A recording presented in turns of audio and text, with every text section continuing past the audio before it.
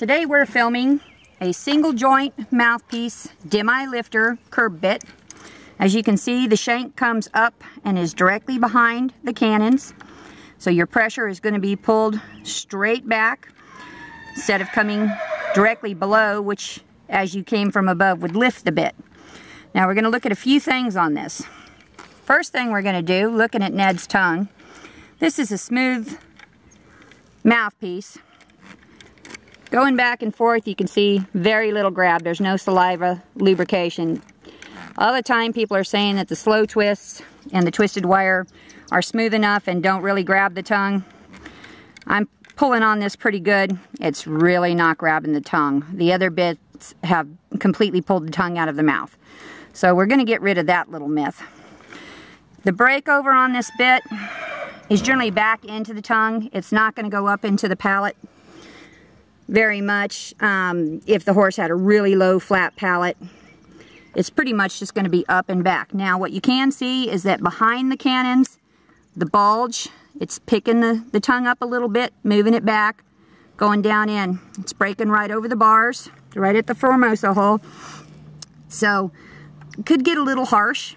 Now what's going to cause this bit to be a real problem are the shanks and the way they pick up. So we've got a standard 2-finger curb on this bit. Coming back, you can see the purchase actually rotates forward a little further, and the shank gets a little more parallel to the ground than if the shank was coming directly below the cannons.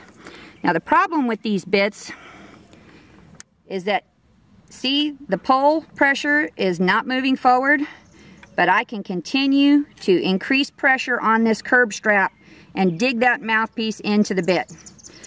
On a regular shank, you would reach a point, a static point, to where your pull pressure on the purchase would actually prevent the bit from going forward anymore and increasing curb pressure.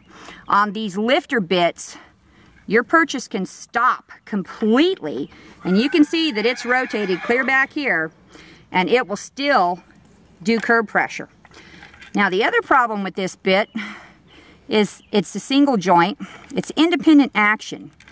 And the strange thing about these is if the opposite side, the left, is hanging straight down, and I pick this up, look how it torques that mouthpiece over to the bars. I mean, it's literally pulling that center joint to this bar, and as this moves forward on the curb, you can actually feel it pull this other side back. So even if you're not touching this outer rein, and I'm just holding it straight up and down now, when I pull this, it walks that joint over, and it's pulling this back. You can see that the cheek piece is now not vertical with the mouth. So independent action can be good, but too much independent action is actually going to torque that bit in the mouth, and look how that joint is now directly over the bars. And I don't think that's a good thing. And if you had a 2-piece joint, look how much that's moving the tongue. A 2-piece joint could possibly even go around the edge of the bar. So you would have to increase your curb tightness in order to prevent it from walking too far. I don't think this bit is balanced. I don't like the lifter aspect of it, and I really don't like the single joint aspect of it. It's pretty, but I wouldn't recommend its use.